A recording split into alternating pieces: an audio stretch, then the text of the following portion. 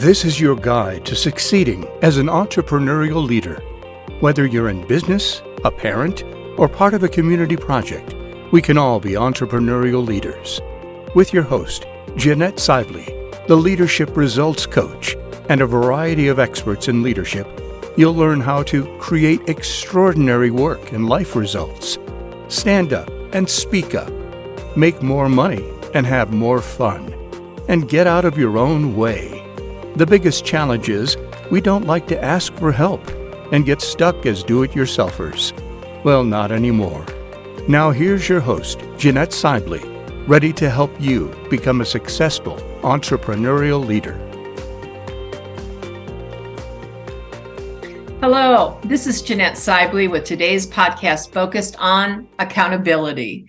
My guest is Jess Dewell. She's a business consultant who guides companies to grow and focuses on helping them be accountable. So I love the quote that she provided for today's conversation. When accountable to yourself and your business, you can break through to the next level with a clear understanding of what is necessary and what is possible. Jess, hello. Hi, Jeannette. I am honored to be here and excited as well. Oh, cool. So let's get into it. Why are you excited about accountability? It seems like such an ominous word. It is, and it's how we actually reach our goals. It's that thing nobody talks about. When we set a goal, and they could be smart, they could be whatever kind of goal we have. And if we are unable to be accountable, if we have competing priorities, if we're trying to do too much in an unrealistic fashion, we won't get to those goals. And so that's why I'm excited about accountability, because we can get to more of our goals. Wow, I love that. I mean, it's so clear because, again, like I said, it just seems like such a big word. And, people get funny about the word accountable. Well, they do, just like consequence. We automatically assume consequence is negative, and they can be great, good things that come as a consequence of our actions. And the same is true with accountability. Oh, that's going to be hard. Oh, I have to be the bad person.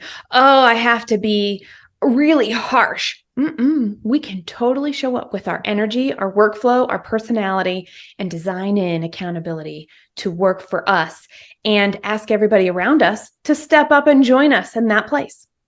Cool. So do you have an example of how I would get other people involved in being accountable? I thought that was more something that is for me alone. We do have to start with ourselves. And once we know what we're doing and that we are committed to it, then we can communicate clearly with another person and do the same. I can tell you the questions that we're asking ourselves typically are bigger than a week goal or a daily to-do task or even a quarter. These might be a year. These might be 2 years long. I mean, I have an 11-year-old and I'm thinking, how do we design accountability so that he can keep track of his own stuff by the time he gets to high school for a little bit of time management? And if he's anything like his mom, that's going to be a challenge because every time I have 5 extra minutes, I try and do something and it turns out to be fun and exciting or unexpectedly longer than planned, and I'm always a little late. And so I have to work on that as part of my accountability. And that's something that is really important. When we know what we care about and we can communicate that well with others, others can meet us and show us, yes, I support you, which in turn allows us to support them.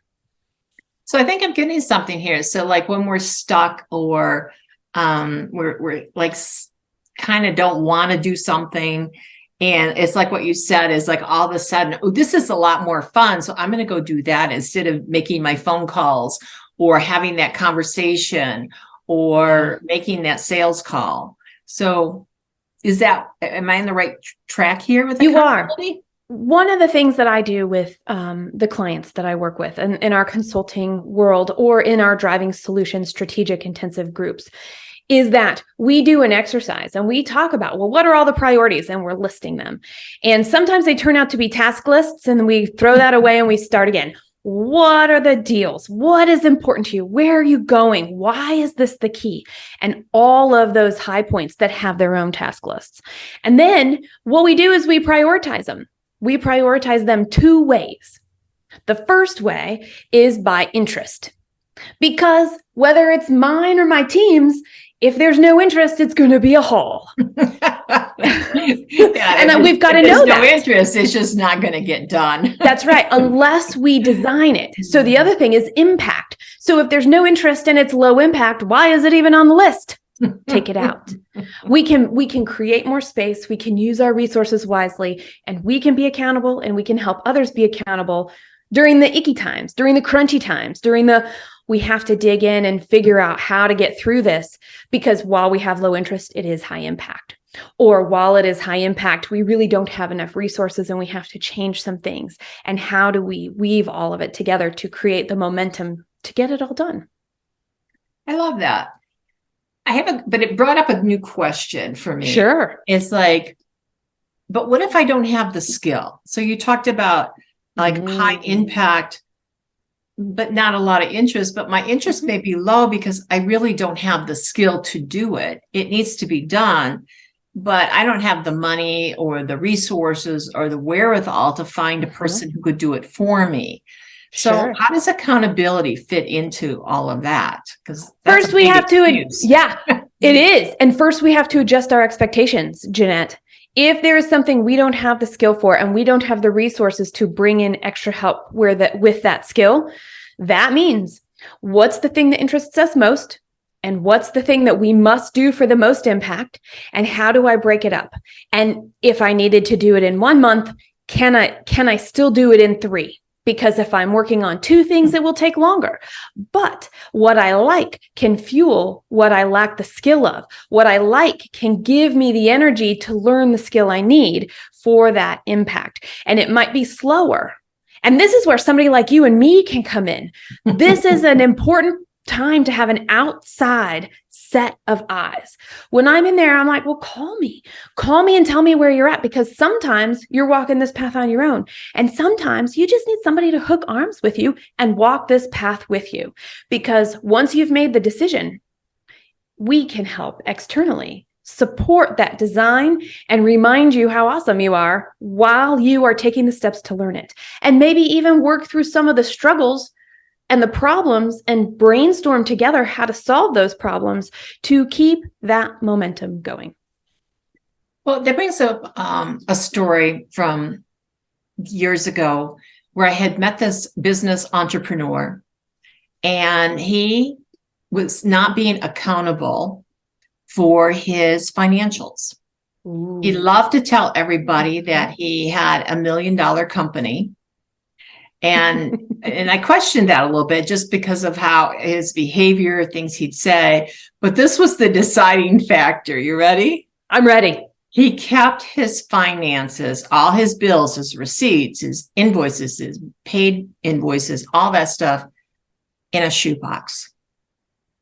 Oh, I do that too. No, I'm kidding. I used to. And the reason why, I'm kidding. Yes. And the reason why was that he was going through a nasty divorce, and he wanted to keep his wife out of his business. Oh, that's funny. Well, I don't have that problem either. that particular caveat's not. Well, it's interesting. So tell me more about this. How did that show up as low accountability, lack of accountability? The authenticity bell didn't ring true, something like that. It sounds like. Well, he wasn't being held accountable to himself, because accountability really is something that you hold for yourself. Yes. I mean, that's the inner power that you can glean from it. Yes. But the accountability is that he had the excuse for not doing the work. Yes. He didn't know how to set up a QuickBooks or whatever system he wanted to use. Mm-hmm. He wasn't willing to pay somebody to do that for him and help him at least get on the right track, and then come in behind and start, filling in his stuff himself. I mean, $1 million business, you can usually hire somebody to do that. And then or the third option was hire it to be done. Yes. Like every week or every other week or every month, depending on the volume, how frequently it came in, is send his receipts, send all his payables, his receivables, all that stuff to the bookkeeper and say, here, create your magic. I want a P&L for my month. Like, how did I do? Yep. But telling people that you're running a $1 million business, but you really do not have the documentation can actually come back to bite you, because Big there's time. usually some mischief in how you're sharing it. It's like I picked up when he said, "Oh, I'm a $1 million business." It's like it just wasn't ringing true. And here's the thing. So one of three things, maybe all three of these things were present as you found out as time goes by. When we are thinking about accountability, we have to unlearn some things. We have to let go and accept what is as is. And one of the things that is showing up for me about this story is maybe he was disconnected and relying on his past success to mean his current situation was the same without double checking. And that was limiting. It was limiting because in his case, it sounds like it wasn't happening. In another case, on the flip side, could be, I already achieved that. I can never do that again. And so both of those things we have to be able to disconnect from and look at what actually is. Another thing we would have to unlearn, which may also be true for this gentleman's story, is that there's always more than one way to solve the problem, provided you're willing to solve the problem. Exactly. And being open and curious. And the third is the need for speed. The faster we try and go, the quicker things slow down. And that's something too. And if we're already going slow and we are telling ourselves a story, we actually lose any momentum we had and we get firmly rooted and stuck. Well, and that is important, because if we're not taking care of the details, yes, not holding ourselves or our employees or our team or our community people or our family, for whatever we're working on, accountable for doing what they say they'll do, guess what? It impacts all of us. It's true. And I can give you another story as a mom, right? Okay. I'm a mom. My partner in life, my husband of almost 23 years now, he and I, we are working with our son now on money. He's always gotten an allowance because we want him to know how to use money. In our world, there are jobs that you do as part of the family, and then there is learning how to use money. So our allowance was not tied to jobs. Just this last year, we added opportunities to earn extra money outside of this allowance to learn about money. And it required a skill. So wash the dog, strip your bed, wash your sheets, make your bed. And that's different than take out the trash, unload the dishwasher, make sure your teeth are brushed, make your bed every day, right? Those are two very different, distinct categories. Because if he doesn't get his sheets done, he doesn't get the money. Whereas just by living, he gets an allowance. And so we've actually said, we've got this skill. We want you to learn about money. And my 11-year-old makes $2 a week of spendable money. It's a bigger number than that, but he puts stuff to invest. He puts stuff into savings, and he has a bucket for giving as well, in addition to his spendable money. So there's a learning over there, and then there's the extra money. And so he wants his $5 for spending all day to do his laundry and make his bed. And if he does it poorly, he doesn't get any. And so this is an interesting skill that comes back to accountability. I signed up for something that I think I wanted. Am I willing to do the work to get it done? Do I want the reward enough that I'm willing to do the right work and get it done well, versus try and cut corners and turns out that you missed the deadline, or you're missing a step, or you have to backtrack? It could come down to something like that, and having a safe place with which to practice. And again, that's where somebody, Jeannette, like you or me, could be helpful, because we can help create that shape so that whatever we're working on, I need Ryan to help me do some of this sometimes. I have my own board for Red Direction that helps me do this. As masterful as I think I am, I'm not always that masterful. And that's okay. And I must disconnect from the limits of my success. What do I need to unlearn and stay curious about, right, Jeannette? Well, and that's where accountability comes in. You and I can be smart rats. We can talk ourselves around it, through it, over it, under it, wherever you want to go. But the Cheers. bottom line is it's not being accountable. Yeah. It's creating some pretty funny or interesting excuses or Yes. stories to be told. And can we name them? and then can we really understand what's important? Because I will tell you what, our actions tell us what's important to us. And so if we say our values are timeliness and quality of work, yet we're always late and we never feel like we've done well enough on our deliverable, whatever that is, at home or at work, we're not living our value, and there's a break there. And that's a great way. Is the action I'm taking now aligned with the values that I have said I want to live by? And if the answer is no, it's a great place to go, cool, I got some work on accountability that I can do. I'm sure everybody says it like that, right? Yeah, I was going to say, I don't think I've ever heard anyone say, cool, more accountability. It reminds me of an article that I just posted on details and how getting into the details creates a workability in our life. And that could be anywhere in our life. But I came home from an inspiring weekend a couple weekends ago, and I woke up on Monday morning feeling pretty good about myself. Yay. And guess what? I go, sniff, phew, what is that smell? And what it was I hadn't cleaned out the cat box. So it's like, the accountability is if you're going to have a cat, then you need to clean out the cat box. Yes. That's a detail that most people do not enjoy doing. Right. I've not found anybody who's said, oh, me neither. I don't like that job either. Let's talk a little bit more about accountability and how to implement it, because it really is more a way of being than something that's physical, like this mug that holds my tea, right? Right. That's right. What kind of tea are you drinking? Like, I just have to ask. What kind of tea are you drinking?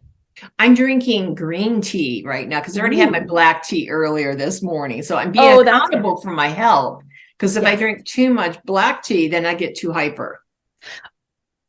That's not my problem. However, I am drinking black tea right now. Got it. We did it in the reverse. I drank my green tea early this morning. Okay. So with that in mind, well, how do we implement it? That's true. And I'll just start with this.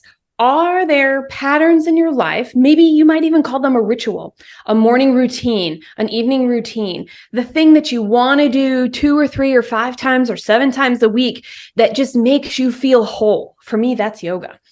Are those things actually happening? And I actually created this thing called a present retreat that I use. And it's a dedicated period of time that I can look at my week. I can look at the priorities. I can confirm my level of interest. I can confirm the importance and the impact it has amidst everything and how it weaves together. And I can do that in such a way that I can make changes in the moment. Because ultimately, accountability is, just because I said I was going to do it, doesn't mean it's not going to automatically happen, especially over a period of time. There has to be a check-in. And when we give ourselves that chance for that check-in, we're automatically increasing our chances for success in every goal we set, Jeannette. That present retreat is one way to implement that. Well, and it reminded me when you were talking about looking at, each night what you do, could be as simple as brushing your teeth.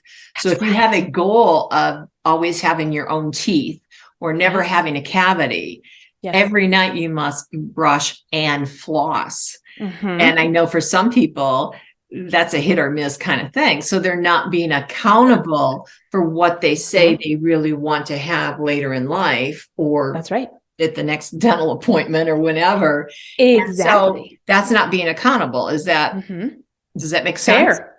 Yeah. It does make sense. And it comes back to my values. If my value is health and I'm not doing those tasks, those actions, I'm not prioritizing that effort, then yes, that's where that gap is. And these present retreats could be like, oh, well, I got that 4 out of 7 days, brushing and flossing at least once a day. How could I improve that? Right? And whatever that is, it could be making dinner as a family. It could be making sure your email box is under X number of emails. It could be making those sales calls.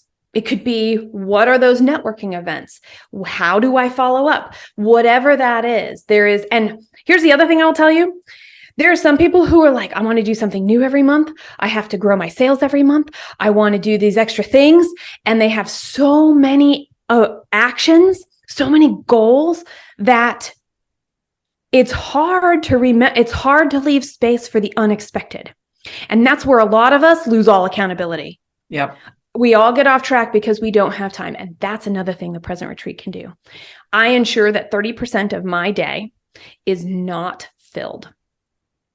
So 30% of my work time and 30% of my outside of work time is open. It sounds like a lot. I have never had extra time because there's always something unexpected. There's always my favorite days are the ones where you call me, Jeannette, and I'm like, cool, you're not on my calendar. I'm so glad I have some space here. I design it because calls from you are important to me. Well, I think you just hit on a word there, design. So you're designing your goals, you're designing your life, and then you're being accountable. You're holding yourself accountable for the results inside of that design. So I love that. I love that. And so I'll tell you, to wrap up, is that what could you leave us with where people might get inspired by accountability, or at least enough to pay attention to it? At least enough to, I would say, here's what I would say. Once a week, for 2 hours. And mine is very different than this, but to get started, here's what I would suggest. 2 hours per week where you are looking at your whole life, your work life, your non-work life, your family life, your non-family life, your hobbies, all of that. And you are saying, I have decided what's important to me. I have written these goals down. Did the action I take last week support them? If not, why? What did I win at last week? And did it support my goals? Sometimes you'll find your wins have nothing to do with your goals, but they're really important at the time. When we know it, we know how to set up the next week. Oh, I was a little low in this area on this goal. So let me put a little extra effort into that this next week and and now certain things can come off my calendar. So being able to say no, being able to change things, and being able to say yes to more of the right things at the right time is what a Present Retreat can do. And it's the best time. We learn to go look forward to that. Check in. I'm on track. Oh, I need to shift a little. Oh, this showed up. Is this really a good opportunity right now? And you get to ask the question, is it? Well, I love that, because that really is being 100% accountable. And as entrepreneurial leaders, whether it be in our business, our personal lives, our family lives, a community event, what have you, being accountable for the details, the workability, the values, everything like that, like all of it, it doesn't need to be hard. What you're saying really isn't hard. It's just having a conscious awareness that, hey, if I want a life that works, then I want to achieve my goals, then I need to be accountable. So and I will tell you, can I tell you this? I'll end with this. Absolutely. Before I started Present Retreats, I had a 40% success rate of completing my goals at any given time. Post Present Retreat, it is above 80%. That's impressive. That's Good me work. Personally, in my life, in my work, and in my world. Mm-hmm. Congratulations. Thanks. Yes. So just thank you for being here today. And for our listeners, thank you for listening to The Entrepreneurial Leader. This is Jeannette Seibly, and until next time.